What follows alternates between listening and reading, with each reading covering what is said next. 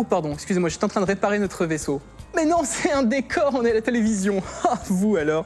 Et oui, vous êtes bien évidemment dans Plus ou moins Geek, le seul magazine qui revient sur 50 ans de culture geek en 52 minutes. Une petite date pour casser les préjugés que vous pourriez avoir éventuellement sur cette culture, 1984, c'est pas hier, sortie du film Gremlins. Mes petits Gremlins à moi, ils sont là-bas, ils sont mignons. C'est l'armée d'experts qui est réunie tout au fil des épisodes de cette émission, en commençant par RL qui est journaliste et photographe, Monsieur Laurent Kessy, romancier de talent, Monsieur Sébastien Rassia qui a autant de talent, Monsieur Frédéric Molas que vous connaissez sous le nom du joueur du grenier, et Monsieur Rurik Salé dont le prénom est quand même très original, moins original que celui de François qu'on retrouvera un petit peu plus tard pour le talent web, et tout de suite, sa mère. Aujourd'hui, vous découvrirez ou redécouvrirez le film des Beatles Magical Mystery Tour, le jeu Crusader Kings 2, Franck qui nous emmène dans les coulisses de Plus ou moins Geek, Ghost Hound, l'interview carrière de Patrick Sobral, la série télé Oz, Yumi pour sa rubrique cosplay, Baptiste et Nico qui enquêtent sur les super soldats, la web-série Raconte-moi un manga, et enfin, l'incontournable Shopping List. David, c'est à toi mon gars. Il rêve de conquérir le monde, Fred et Seb.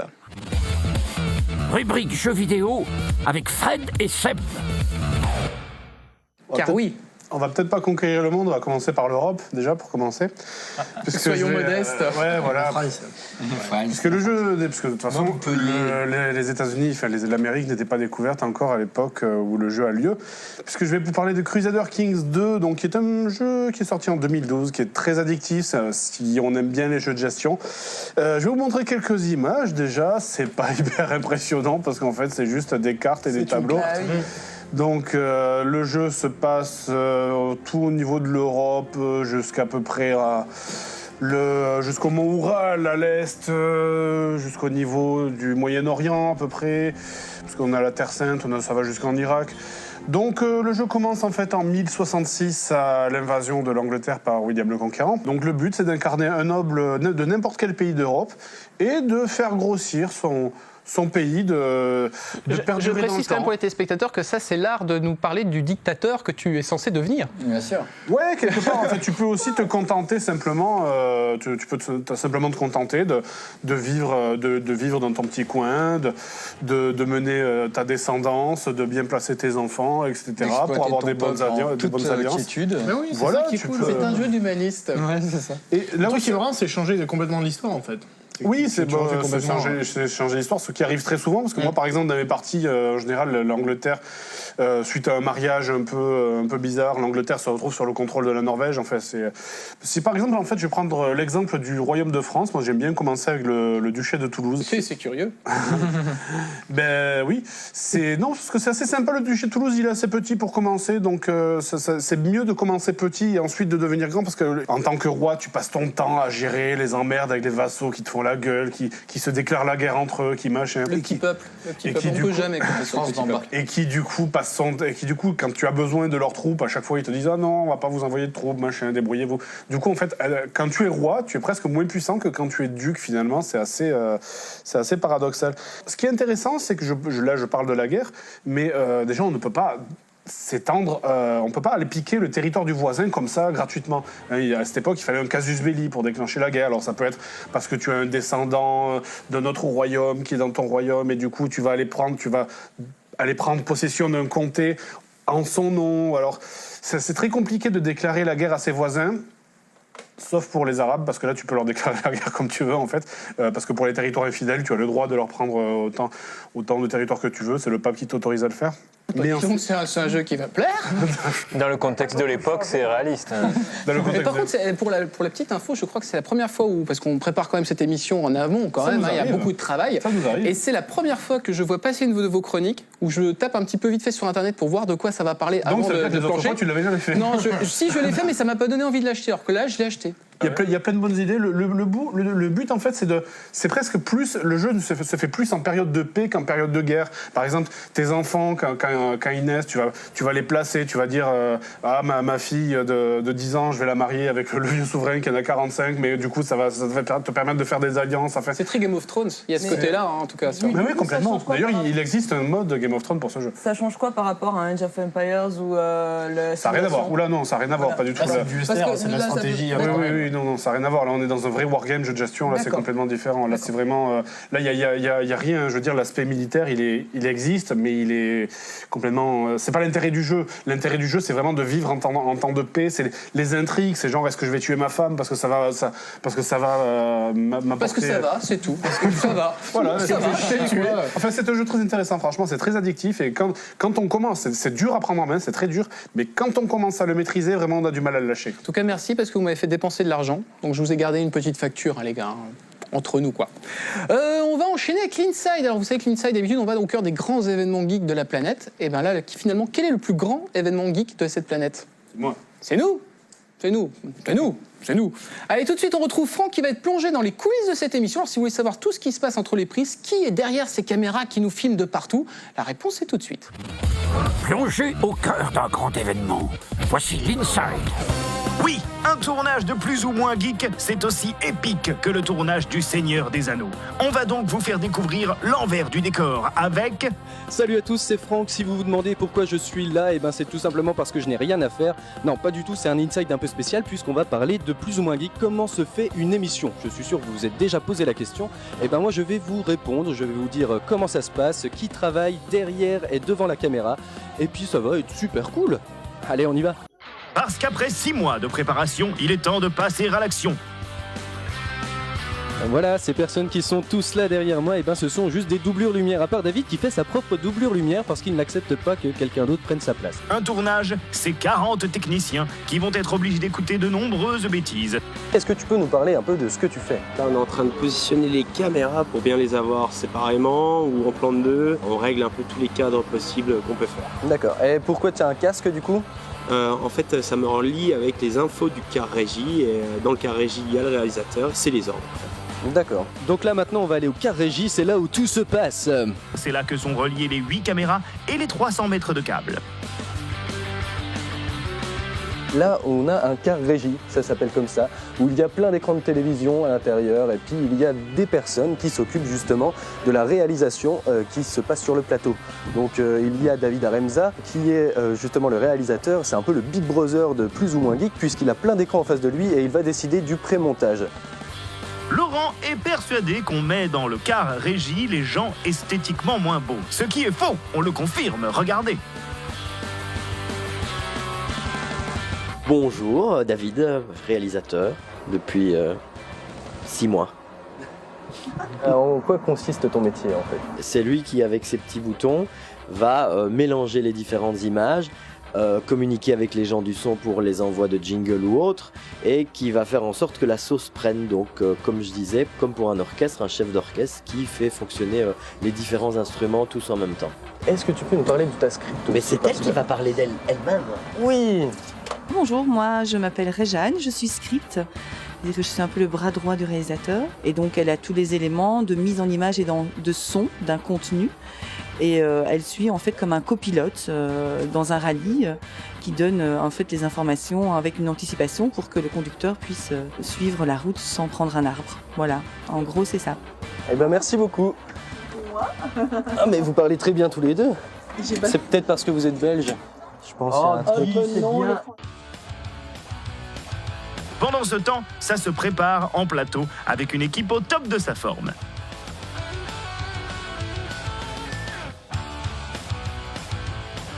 Frédéric Molas, comment trouves-tu un peu cette émission? Comment la vis-tu?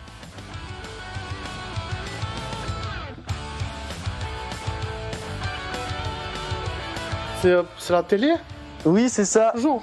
Une bonne brochette de chroniqueurs, tous sympas les uns que les autres, puis dont un que je connais un peu. Hein. Ouais. C'est cool. Bah, un tout petit peu. Hein. Ouais, voilà. Il est sympa. Tu es très beau. Il y a plein de mecs super, à part le mec qui fait la shopping list, mais sinon tout le monde est, personne tout le monde ne est l'aime. assez cool. Mais Laurent, ça ne va pas, pauvre Gremlins. T'as des mots à rajouter? Les chroniqueurs sont des machines. Ça, c'est ce qu'ils m'ont demandé de dire. Mais en vrai, il y a quand même pas mal de ratés. Franck Herbourg. Ah bah je suis...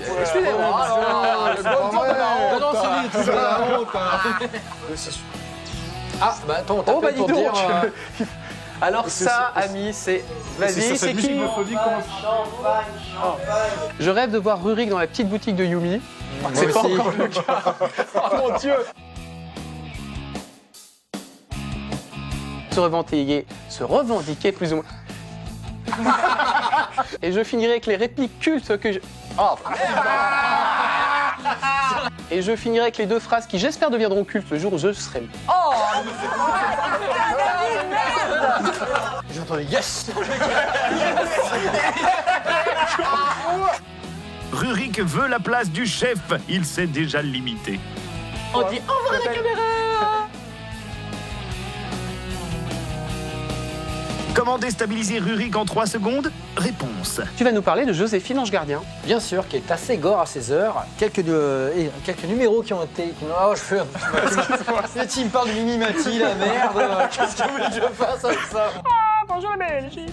J'ai rien à dire. Et monsieur Rurik Salé... Cognac Jay, à vous les studios. Le défi du jour pour Rurik, c'est réussir à placer les Beatles dans Plus ou moins Geek. Rubrique cinéma avec Rurik. Je vais essayer. Beatles, ça y est, c'est bon. Merci. Bravo. J'aime bien cette blague, Tout de suite, la rubrique de Laurent. Avec Laurent. Nous allons regarder quelques images de 4 garçons dans le vent. Mais ce ne sont pas 4 mecs qui chantent des trucs relous. D'ailleurs, c'est pas relou, j'aime bien. Je sais que Laurent va les critiquer. Non, c'est un film étrange. Regardez ce personnage qui est rigolo, qui part dans un bus. Qu'est-ce que c'est que ce truc? C'est le Magical Mystery Tour. Paul McCartney. Non? Oui, c'est un peu ça. Et fucking Ringo Starr and everybody here, niggas. Ouais, alors c'est un ovni absolu. Voilà, c'est un des films qui m'a fait le plus rire de ma vie. Je me souviens, j'étais au Japon, voilà, c'est pour la petite anecdote spéciale. Tu vois tous les films au Japon, même tous. D'ailleurs, ce soir, j'ai un film, mais il faut que j'aille. Et en fait, c'est les Beatles à l'époque, ça se passait très mal pour eux. C'est très, très court, la carrière des Beatles. Hein. Je crois que c'est 8 ans, c'est vraiment rien par rapport à l'impact. 62-70, exactement. Et donc, les chiffres me font peur, monsieur, si vous savez. Non, en fait, les Beatles, à cette époque-là, ça se passe pas très bien. Je crois qu'ils ont un manager qui décède, le groupe est à 2 doigts de partir en burne, et en gros, grosso modo, McCartney se dit, moi, il faut que je trouve un truc pour les occuper, sinon ça va pas se passer. Et McCartney, à l'époque, était un petit peu le gars qui avait l'aplomb, qui décidait de tout. Donc, il arrive à convaincre plus ou moins une chaîne de télé de se lancer dans la production d'un film. C'est la BBC. Et paraît-il qu'il arrive avec une feuille comme ça, et il y avait un rond découpé en tranches, puis il fait « Look, this is great, right ?» Et tous les autres font « Super, faisons le film ». Voilà, ils sont partis sur un rond, et en gros, c'était « On va prendre un rond, on va remplir chaque tranche de n'importe quelle idée qui va nous venir par la tête, et ça va devenir le script du film. » Et en fait, ils partent sur une base complètement tarée, des mecs qui prennent un bus, des quidam, d'ailleurs, c'est des fans des Beatles, des gens de tous les jours qui sont dans le bus, qui sont figurants. Et en fait, le bus les entraîne dans des paysages, dans des décors. Il n'y a quasiment pas de scénario. C'est presque de l'inspiré c'est du surmoment. Ringo Starr s'amuse à improviser des dialogues avec... ils portent tous leur nom, Ringo, John, Paul. Ils s'amusent à improviser des dialogues avec sa voisine, mais toujours très sérieux. C'est presque du Monty Python, mais fait par des méga stars. En 1967, la sortie du film, effectivement, Monty Python, c'était une de leurs sources d'inspiration. Bien sûr. Et d'ailleurs, il faut savoir que George Harrison, guitariste des Beatles, a produit plus tard les Monty Python. Ils sont très très liés, voilà. Et donc le film passe à la téloche. C'est un peu comme avec Le Prisonnier, cette série méga culte de Patrick McGowan avec Patrick McGowan. Scandale. Les gens disent mais qu'est-ce que c'est que ce film? On comprend rien. Qu'est-ce que c'est que ce bordel? Et limite ils sont obligés de se cacher. Et c'était un film qui a été plus ou moins, paraît-il, c'était bon pour les Beatles parce que ça a remis un petit peu la démocratie au sein du groupe. Les mecs ont fait bon écoute McCartney t'es gentil mais là tu nous as impliqués dans un film que personne comprend, personne l'a regardé donc t'es gentil maintenant on va tous donner notre avis. Ça a un petit peu remis de l'ordre dans le groupe et finalement ça les a aidés. Et ce qui est assez étonnant, c'est que le film est co-réalisé par les Beatles. Ouais, mais complètement. Et le film est complètement barré. Il y a ma scène préférée. Enfin, c'est presque du dadaïsme. À un moment, t'as ce mec qu'on voyait tout à l'heure en blanc qui regarde, qui parle. Donc c'est le tour opérateur, je sais plus comment on dit, le gars qui parle dans les bus. Et il dit donc, alors si vous regardez à droite, la vue n'est pas très intéressante. Et là, tu vois un plan sur une vieille campagne anglaise. Mais à gauche, Et là, t'as une espèce de musique qui part et tout le décor commence à devenir vert et se met à tourner. Et tu vois un clip. Et ça n'a ni queue ni tête. C'est l'un des films les plus incroyables que j'ai vu de ma vie. Mais vraiment. Ils étaient déjà un peu sous influence hindoue, space, produits bizarroïdes. Parce que psychotrope. George Harrison, à un moment, a son clip. Chacun a son petit clip. Il y a I Am the Walrus, qui est l'une des chansons les plus connues.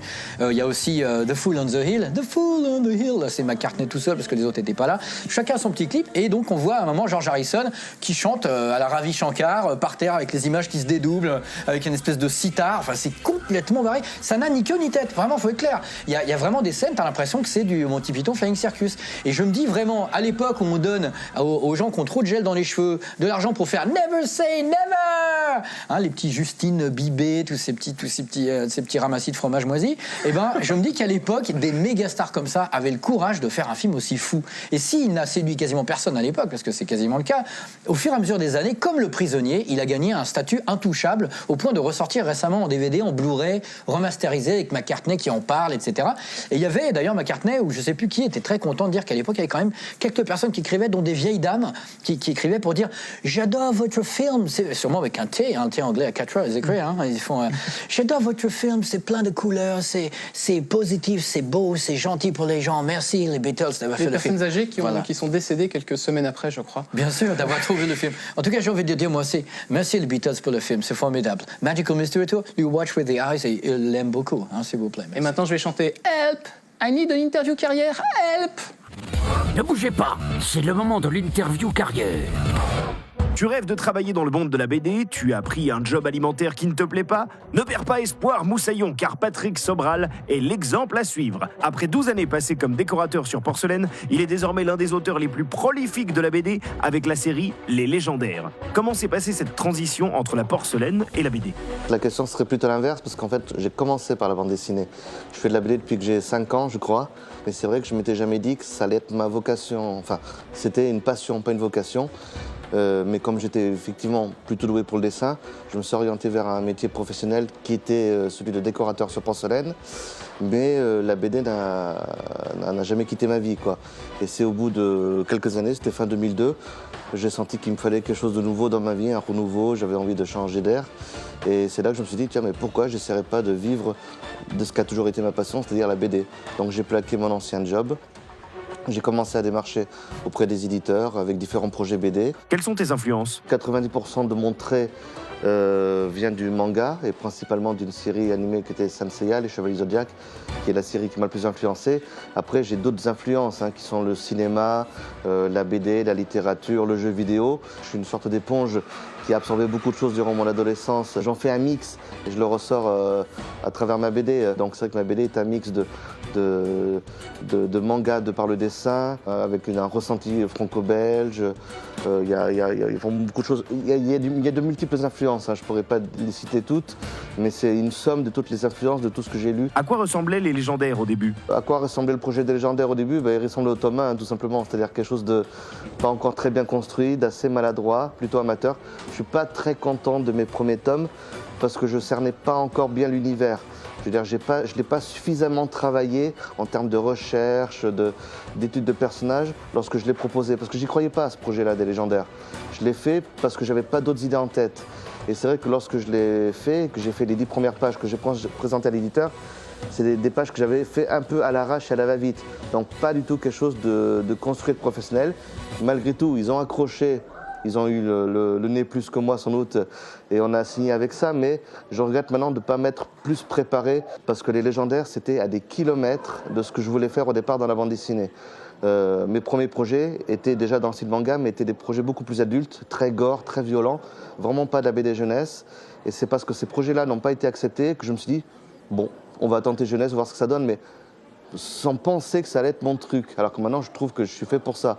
À partir de quel tome as-tu été satisfait? Je dirais que c'est à partir du tome 5 que j'ai l'impression de commencer à bien maîtriser les choses.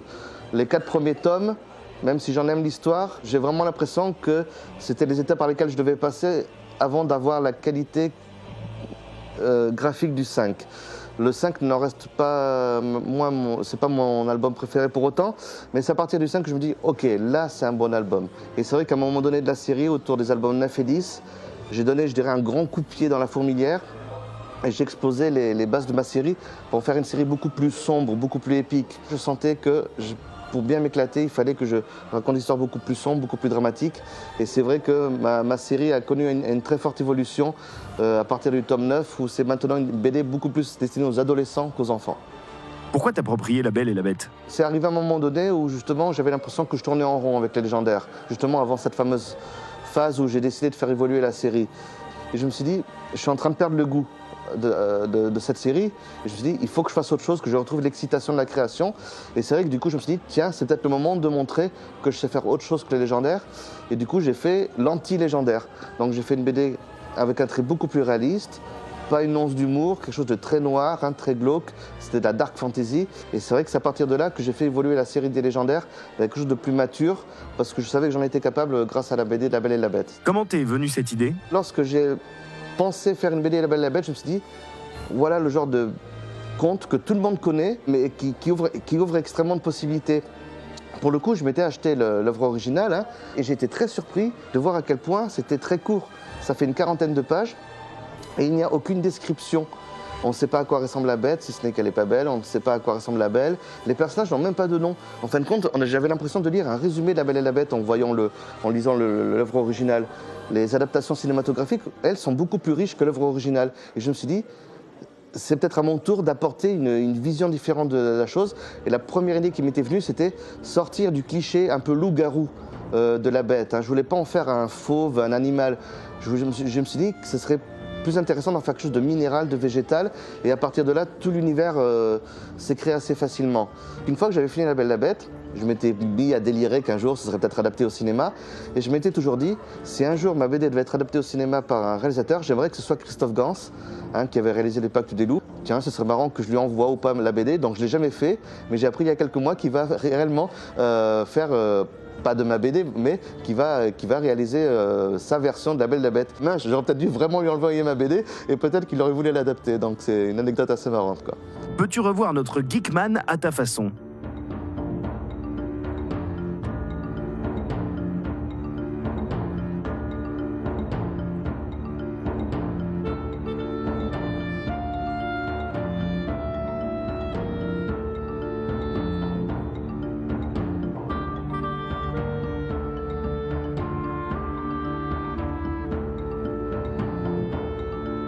Geekman, peut-être qu'un jour, toi aussi, tu auras droit à ta BD. Les petits potos, j'ai trouvé une solution à un problème de société. C'est juste après ça. Rubrique série télé avec David.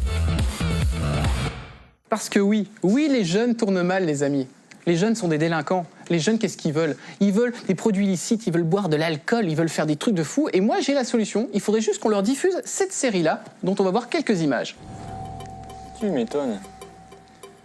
C'est une série qui est ultra violente. Alors, c'est une série HBO, ça a duré 6 saisons entre 1997 et 2003. C'est réalisé et développé par Tom Fontana, qui a quasiment écrit tous les épisodes. Il y a 2-3 petits subalternes qui sont venus de temps en temps poser un mot, c'est quasiment lui qui a tout fait. La personne qui se fait tatouer sur le bras, c'est Tom Fontana, c'est le créateur de la série. Parce que pour le générique, il voulait vraiment qu'il y ait quelqu'un qui se fasse le logo de la série. Mais tout le monde lui a dit, ouais, mais si la série ne marche pas, t'es gentil, moi je me trimballe avec le logo du truc. Et Tom Fontana a dû dire, bah voilà, je vais me le faire. Et d'ailleurs, un jour, on lui a posé la question de savoir s'il avait d'autres tatouages sur le corps. Il a dit oui à des parties que je ne montrerai pas. C'est effectivement les fameux pilotes qu'il a pas vu du tout. C'est vrai qu'il a jamais réussi à faire. Pour vous pitcher le truc très rapidement, ça se passe dans la prison de Oswald, qu'on surnomme Oz, dans lequel il va y avoir un secteur expérimental qui est géré par Tim McManus. Le principe, c'est de favoriser les échanges entre les prisonniers. Déjà une bonne grosse connerie, puisque pendant 6 ans, on va suivre le fiasco de ce projet-là. Tous les détenus sont dans des grandes cellules en verre, donc tout le monde se voit, ils ont le droit de bouger librement, ils ont des responsabilités, il y en a qui gèrent les cuisines, d'autres qui gèrent les laveries. On va suivre de manière mais hyper trash, c'est violent, donc je le dis, c'est interdit au moins de 16 ans. T'as des agressions sexuelles quasiment dans tous les épisodes, et tu vas suivre en fait les affrontements des différentes communautés. Alors attention, tenez-vous bien. C'est inside dans Plus ou moins geek. C'est inside de Plus ou moins geek.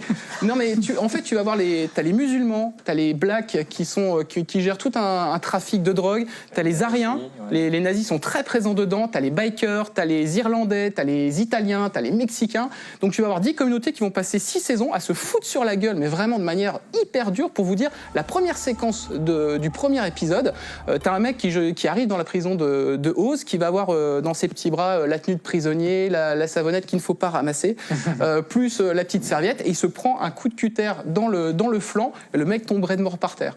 Donc c'est, enfin raide mort, non, il part en infirmerie. Putain. Et donc c'est hyper ardos. Une autre scène pour vous dire, alors c'est très dur en fait de vous donner une scène qui se trouverait dans les saisons suivantes, parce que le grand défi de Oz, c'est quand même chaque épisode fait 1 heure, et en 1 heure dans le pilote, t'as 25 personnages introduits qui sont extrêmement bien introduits, c'est-à-dire que très rapidement tu sais d'où ils viennent, qu'est-ce qu'ils font, les intérêts. Ouais. Mais tu as, c'est incroyable, c'est ce qu'on appelle les ensemble shows. C'est mon anglais est vraiment lamentable, mais c'est des séries télé avec beaucoup de personnages. Et puis on suit quand même un seul personnage dont j'ai oublié le nom, mais qui est Tobias Beecher. Voilà, par Lee Tergerson. Tergerson, dont j'avais parlé dans Code Lisa. C'est hyper trash. Combien de saisons de cette série ? Il y a 6 saisons. Il y a eu des épisodes qui ont été réalisés par des comédiens. Il y a Katie Bates a réalisé un épisode, il y a Matt Dillon, il y a Steve Buscemi, et il y a un petit gimmick dans la série qui est assez rigolote. C'est que il y a un conteur qui s'appelle Augustus Hill, qui est un personnage de Oz, mais qu'on retrouve des fois dans un gros cube en verre qui tourne. Et il dit des petits trucs un peu philosophicaux, déconnants et compagnie. Et chaque réalisateur qui va aller sur la série va s'approprier ce truc-là, il va le personnaliser. Il y a un épisode qui est très mauvais, c'est un épisode avec des scènes, des numéros musicaux, comme ça se faisait assez souvent fin des années 90. Mais c'est vraiment une série incroyable. C'est un peu la série HBO qui a lancé toutes les autres. C'était avant Les Sopranos, c'était le premier truc qui était un peu carton. C'était la première série d'une heure sur HBO. Ouais. Et tu disais tout à l'heure qu'il y a le chanteur de Biohazard. Oui, tout à fait, qui joue le personnage de Jay Hoyt, puisque les bikers sont aussi très présents. Et que lui, étant très tatoué, il a la gueule de l'emploi. Ah ouais, mais c'est incroyable. Et les personnages se succèdent. Il y a Luc Perry, qui joue un révérend dans la saison 4 et 5. Besson, je flippe. Luc Perry, que tu adores.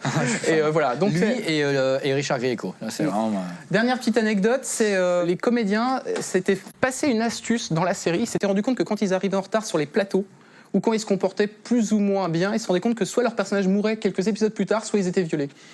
Donc Tom Fontana, un personnage sympathique. Donc tu seras à l'heure au prochain enregistrement de Plus ou moins Geek. Ah, c'est pour ça que tu me... Ah, d'accord. Allez, on enchaîne. Il est temps de retrouver Baptiste et Nico pour leur rubrique Histoire et Nouvelles Technologies. De quoi vont-ils nous parler? La réponse tout de suite.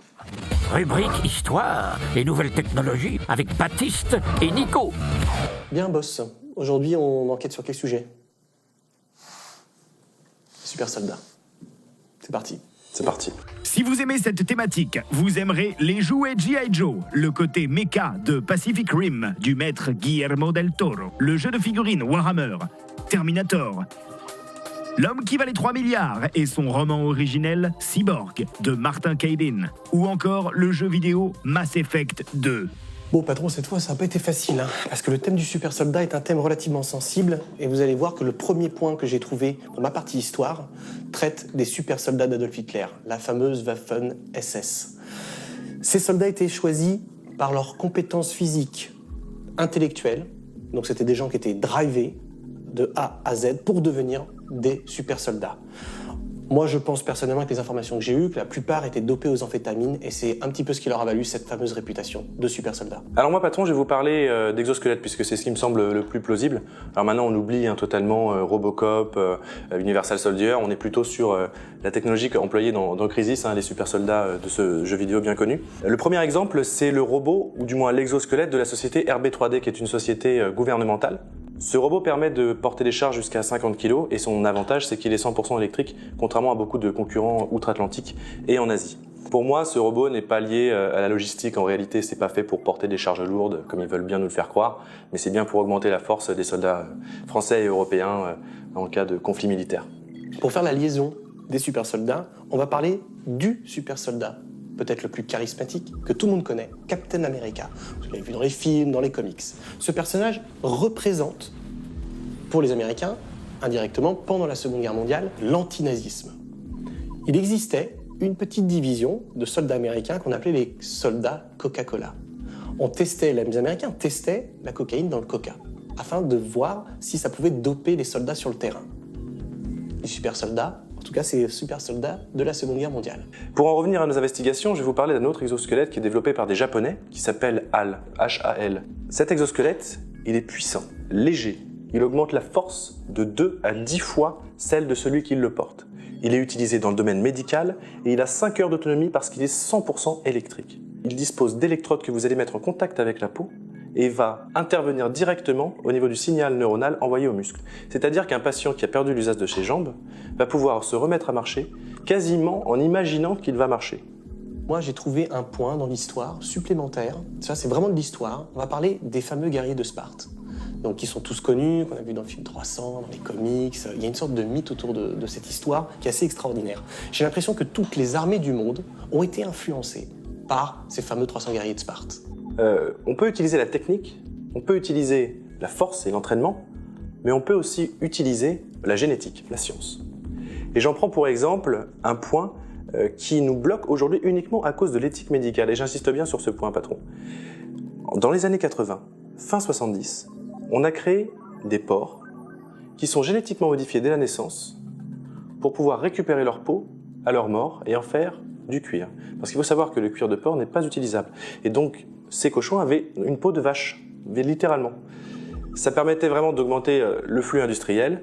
Et l'éthique aujourd'hui nous empêche de produire des choses comme ça. Personnellement, sur ma partie histoire, j'ai plus ce sentiment qu'on parle de vrais super soldats, pas de choses qui sont modifiées génétiquement. Pour moi, le super soldat est représenté par un être, le samouraï, qui veut dire en japonais servir, qui va vouer sa vie entière à la perfection pour devenir le soldat suprême, le guerrier suprême. Je vais vous parler de transgénèse, une technique qu'on utilise tous les jours, dans le domaine agricole notamment. On a récemment pris une pomme de terre dans laquelle on a introduit de l'ADN d'araignée.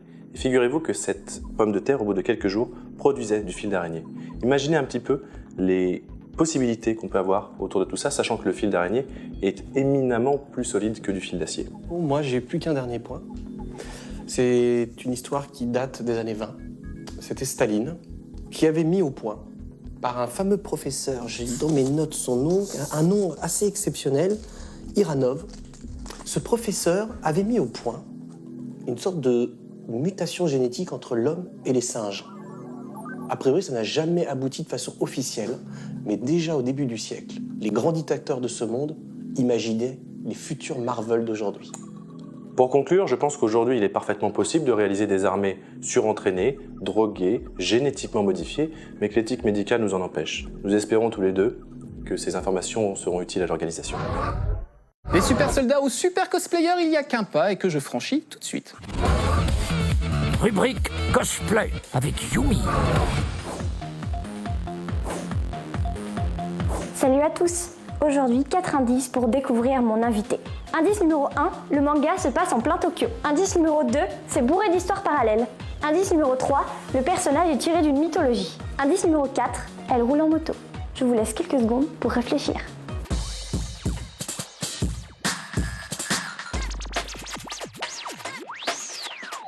Découvrons maintenant mon invité du jour. Bonjour. Bonjour. Donc, comment est-ce que je dois t'appeler? Parce que pour l'instant, tu es en civil. On peut m'appeler Yuan ou sinon Héloïse. D'accord. Donc, qu'est-ce que tu fais dans la vie? Je suis top secret. Ah, bah, en parlant de top secret, on va quand même découvrir quelle identité secrète cache Yuan.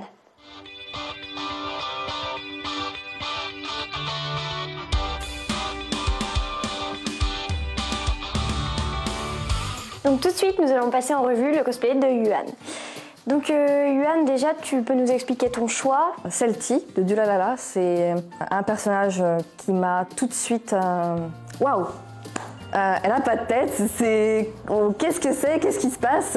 C'est quoi cette histoire? Donc ça m'a... Dès le premier épisode, ça m'a tout de suite passionnée et on ne sait pas vraiment qui elle est, mystérieuse, pourquoi elle a pas de tête. C'est une combinaison complète, en simulé cuir, c'est ça? Oui.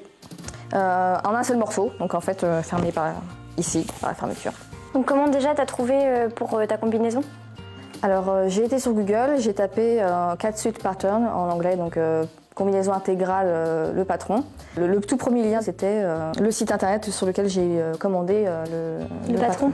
Tout à fait. Sur l'image de présentation, au milieu il y avait le patron de la combinaison de moto type c'était parfait parce qu'elle avait exactement la même et le col parfaitement le même. En 2 jours, la combinaison était faite parce que j'avais déjà trouvé le tissu parfait pour la faire. D'ailleurs, c'était assez marrant. C'était dans le magasin où je travaillais que j'ai acheté ces 3 mètres de faux cuir qui vraiment étaient parfaits. La texture. T'as mis du temps ou pas pour trouver le tissu parfait? En fait, j'ai pas vraiment cherché. Je suis tombée dessus comme ça. Et là, je me suis dit, tiens, c'est super intéressant. Quand je l'ai vu, c'était ça, ce sera pour ce costume-là maintenant. Il me restait plus qu'à le faire. Est-ce que ça a été dur ou pas de coudre le simili-cuir? Alors ma machine le prend très très bien. Donc j'ai pas eu de problème à proprement parler pour coudre le simili-cuir. Ce qui m'a posé le plus de problèmes, ça a été la pose de la fermeture. D'ailleurs, on voit un petit peu que ça plisse ici. Où est-ce que tu as trouvé le casque? Donc en fait, c'était un casque que j'ai trouvé sur un site d'annonce. Il ne m'a coûté que 10 €. Donc j'ai vraiment eu beaucoup de chance et je l'ai trouvé seulement à 1 semaine de la convention avec l'ANI. Il a fallu ensuite trouver le moyen de faire les oreilles. C'est une base en tapis de sol, surtout pour ici et là. La visière a été recouverte tout à fait avec un film teinté. Globalement, les personnes qui ont vu mon costume l'ont trouvé plutôt bien fait. Il est temps de passer à l'astuce secrète de Yuan. Si vous avez les cheveux longs, le fil à cheveux, parce que sinon ça dépasse de derrière et en fait l'illusion n'y est plus. Ça veut dire que vous avez une tête.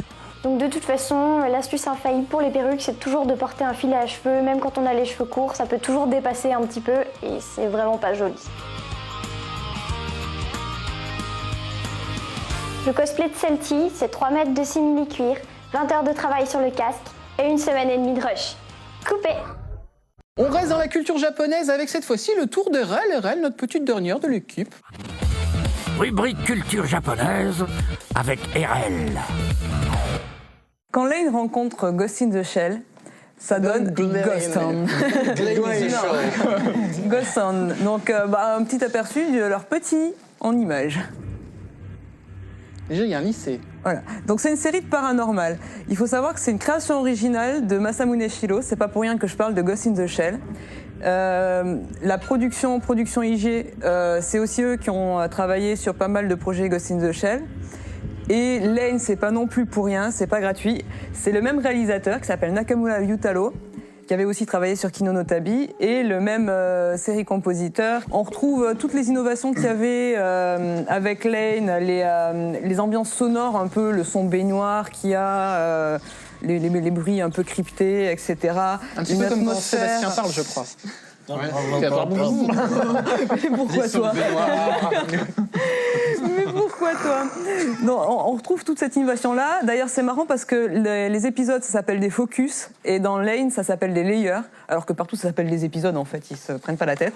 On retrouve vraiment pas mal de trucs innovants aussi. Le son un peu saturé comme ça, on le retrouve pas mal dans le pré-générique. À cette époque-là, on faisait beaucoup de résumés en pré-générique. Ah, les fameux, comme les séries américaines. Previously, on plus ou moins. Voilà, sauf que avant, on le faisait après le générique, ça s'est placé avant, et c'était vraiment pile la période charnière où maintenant ils mettent un petit teaser, ça n'a plus rien à voir avec l'épisode d'avant.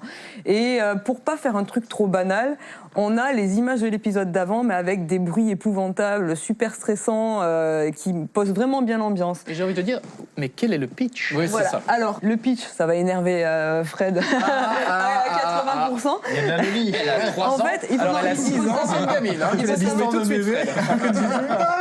il faut savoir que le concept original de Shiro, ça faisait 20 ans qu'il l'avait de côté. Il l'a sorti pour les 20 ans de DJ Production. Donc c'est vraiment une série anniversaire.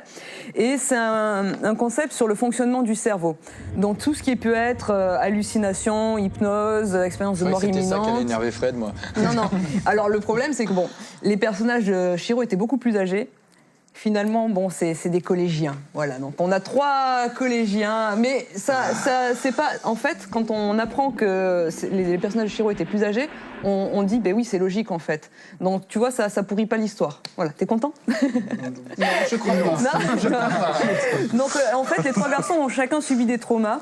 Donc le héros a subi un enlèvement quand il était petit, un enlèvement avec sa sœur qui est morte à cause de ça. Son camarade de classe, Makoto, son père s'est suicidé suite à cette affaire. Et il y a un nouveau qui arrive, qui va faire le lien entre ces deux personnages qui s'ignorent complètement et qui se détestent un petit peu, qui lui souffre d'acrophobie, mais je vais pas dire pourquoi parce que sinon ça spoilerait un peu l'histoire. Et donc ensemble, en fait, ils vont commencer à avoir des expériences extracorporelles. Donc on va les voir quitter leur Rose corps. aussi, il y a des expériences extracorporelles. Et intra aussi. Mais surtout intracorporelles. Voilà, donc on est vraiment après dans le paranormal, mais abordé d'un point de vue un peu plus scientifique. Donc c'est vrai qu'il y a beaucoup de termes dans la série qui sont un petit peu compliqués. Si vous étiez nul en seconde en bio, avec la neurologie et tout ça, moi j'étais nul en bio. Qui te l'a dit ? On comprend quand même. De toute façon, tu as loupé tes études puisque tu fais de la télé. C'est clair. On n'est même pas arrivé jusqu'en seconde, donc, tu vois. Bon, bah, Les je suis enfants de la désolée. campagne, Même si t'as pas suivi les cours de bio de seconde, c'est quand même bien expliqué. Il y a eu pas mal de critiques, mais c'est là que ça me fait rire. De gens qui disent oui, c'est lent, etc. Mais les gens qui ont aimé Lane et qui ont aimé Ghost in the Shell... Non, ça me fait rire.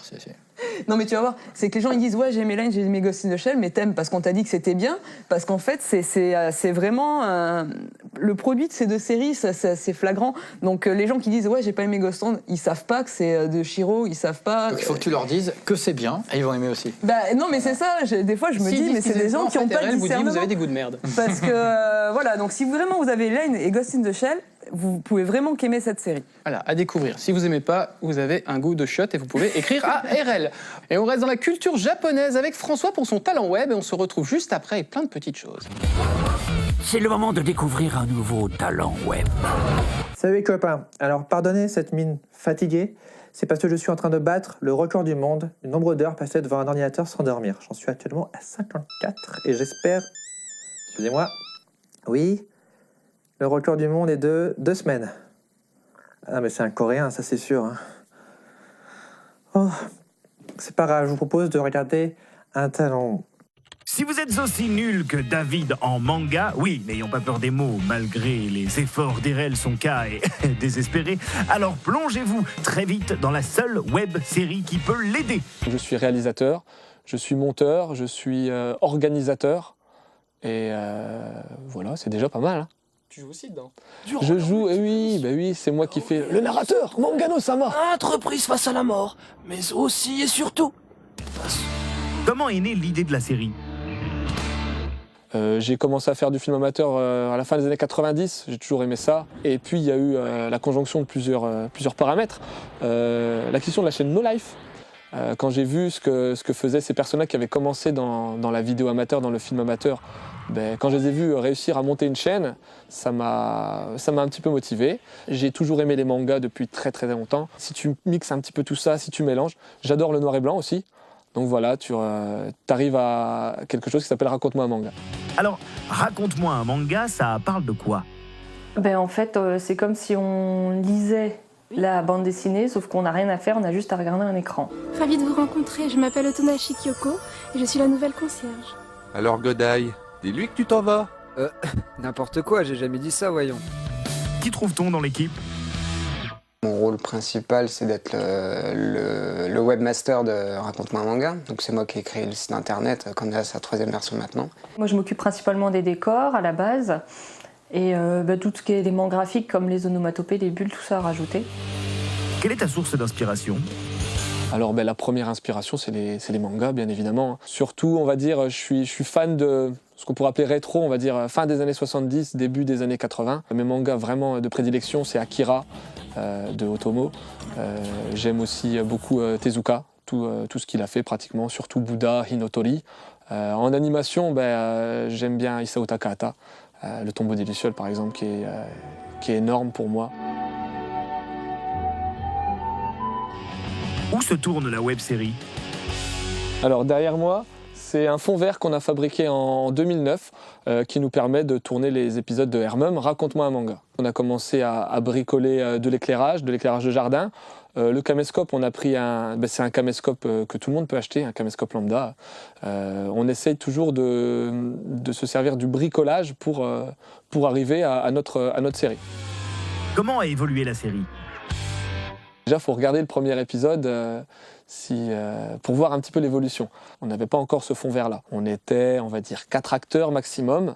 C'était du freestyle, hein, c'était pas vraiment préparé, il n'y avait pas de storyboard ni rien du tout. Et on s'est pas forcément beaucoup basé sur le manga original de City Hunter. D'ailleurs, 2 ans et demi après, on en a refait un qui était beaucoup plus fidèle. Effectivement, visuellement, la progression est incroyable, d'autant que les moyens sont assez atypiques. Au tout début, le décor, c'était un rouleau de papier craft avec du dessin, mais maintenant, c'est des dessins qui sont scannés, travaillés numériquement et rajoutés vraiment dans les cases. Combien de temps prend un épisode ? On tourne tous les 2 ou 3 mois. On se réserve 2 semaines de tournage en prenant sur notre temps libre, donc c'est-à-dire les mercredis, les samedis et les dimanches. Donc on va dire 1 mois de préparation, 2 mois de préparation, 2 semaines de tournage et après un bon mois de post-prod.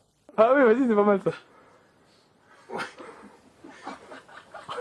Moi, au niveau du décor, c'est vrai que ça fluctue vraiment en fonction du manga qu'on fait. Hein. Quand on a un épisode comme Mes voisins les Yamada, où les décors, c'est 4 coups de crayon, une table.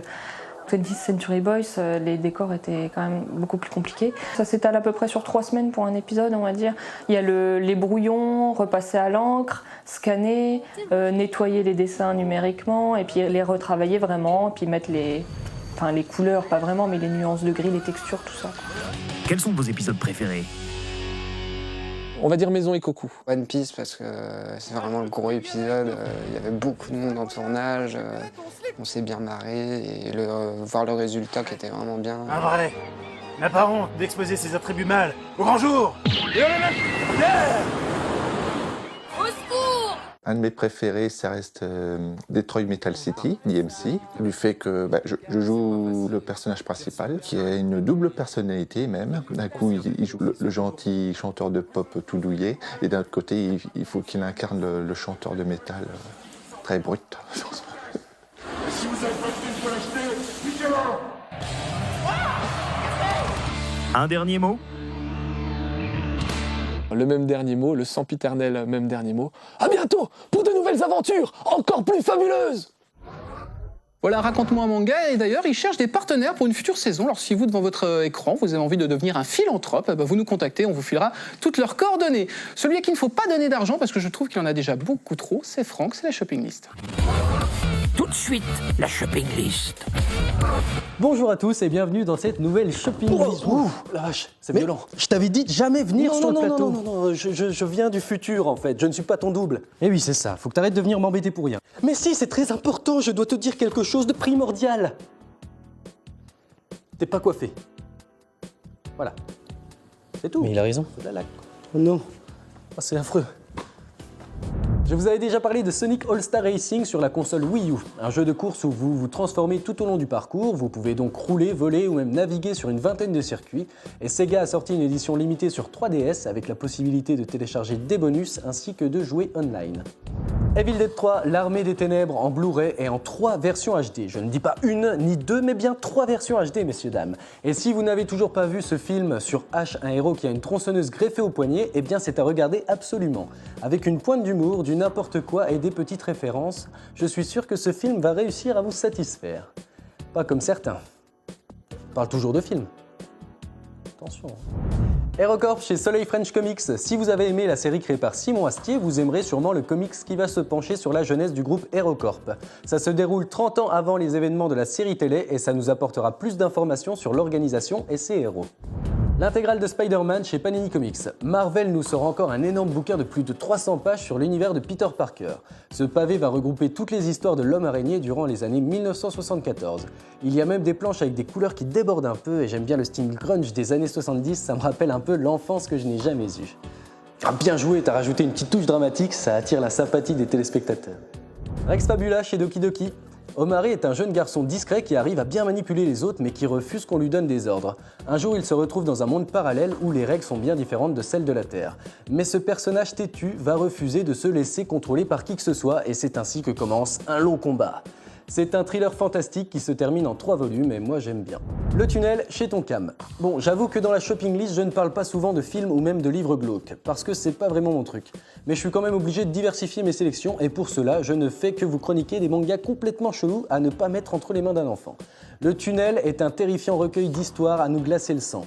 J'ai réussi à aller jusqu'à la page 2. C'est le sommaire. Mais la typo fait super peur. Paradis perdu chez Soleil, c'est un ange qui un jour va dépasser la frontière de l'enfer pour sauver un enfant. Malheureusement, quelques minutes de l'autre côté auront suffi pour qu'il en voie trop. Une guerre va éclater entre anges et démons et comme d'hab, l'univers est entre leurs mains. Ils saoulent un peu les gens, hein, parce qu'à chaque fois qu'ils se font la guéguerre, là, ils impliquent les humains, le monde et l'univers. Et ça va... Nomade 2.0 chez Glénat. Arwan est un homme qui a été formé par les services secrets américains et a le pouvoir de pénétrer dans la mémoire des ordinateurs. Il espérait vivre enfin en paix dans le désert auprès de sa femme et son enfant, mais malheureusement, celle-ci est enlevée par un commando nord-coréen. Perso, moi, si un nord-coréen pouvait enlever ma femme, ça me plairait bien. Si jamais vous m'écoutez. Les Mystérieuses Cités d'Or chez Kazé. 30 ans après le succès mondial des Mystérieuses Cités d'Or, Kazé vous propose une édition collector avec 3 Blu-ray, des épisodes entièrement restaurés, un DVD et aussi un manga tiré de l'univers de la série. Si vous ne connaissez pas cette première coproduction franco-japonaise, c'est le moment de vous plonger dedans grâce à ce coffret. Vivant chez Brajlon. Et oui, on dit bien Brajlon et non pas Braglon, parce que lorsqu'un G n'est pas précédé d'un U, eh bien ça fait J. Voilà, une petite leçon de grammaire où je m'autoclash parce que j'avais déjà fait l'erreur. Enfin bref, ce roman d'Isaac Marion parle d'une histoire d'amour, mais pas n'importe laquelle. Un amour entre un zombie nommé R qui n'a aucun souvenir de sa vie antérieure et une fille bel et bien vivante qui s'appelle Julie, et tous deux vont essayer de vivre une relation étrange qui est à la fois tendre et dangereuse. Et voilà, la shopping list est terminée, vous pouvez toujours m'envoyer vos coups de cœur à cette adresse. Quant à nous, on va retrouver l'équipe de Plus ou Moins Geek. Wow, c'est quoi ce délire? Un portail? Ah, je dois aller prévenir le mec du passé d'aller se recoiffer. Quelle aventure! Vous savez qu'à la fin de chaque émission, je demande à toute ma petite bande de se mouiller un petit peu. Qui t'a le plus convaincu, RL? Bah, il m'a pas mouillé, mais c'est Fred. Alors, c'est rare en télévision, c'est rare dans cette émission, mais le gonzo de la honte, RL, je te le donne, c'était vraiment nul. Donc c'est pour le... Voilà. Laurent. Moi, il m'a mouillé et c'est Fred aussi. Ouais. Ok, tu me repasses le gonzo, ça repart ici. Seb. Oh, Fred, ça fait longtemps qu'il m'a mouillé, mais... Ok, ça repart chez Seb. Et donc moi je vais choisir le film des Beatles parce que je trouve ça très cool. Oh, c'est thank you, merci. Je sais pas, ça va tellement troubler vos histoires de mouilles que, que je sais plus où j'en suis. Alors, Moi. Ouais, vas-y. Voilà, j'ai rien fait donc. Et moi, Oz, la série. Et tu n'as pas fait de blague. Je n'ai pas fait de blague. Tu n'as pas fait de blague. Non, j'ai pas fait de blague. Non, mais ça m'intéresse vraiment spontanément, mais je veux bien dire une connerie. J'avais un petit coffret d'ailleurs. Camembert. Oh, formidable! Je te le donne parce que de toute façon, j'ai tous les épisodes en quadruple exemplaire. Oh, en DivX? Enfin, you can non, en version originale dans un DVD. Si vous avez envie de poursuivre l'aventure, il y a plein de moyens de nous contacter, de nous faire des suggestions, de réagir à cette émission. Il y a les réseaux sociaux, Geekbook, Geekter, il y a une appli Geek que je vous conseille fortement de télécharger. Comme ça, vous aurez toutes les infos autour de ce programme. Vous avez aussi le forum, le site internet, en tout cas, plein de jolies choses. 2 dernières choses avant de se quitter. Elles sont rituelles dans cette émission. Il n'y a pas d'âge pour se revendiquer plus ou moins geek. Et un bon geek restera toujours un geek curieux. Et regardez ce pouvoir, je fais décoller la caméra. Au revoir.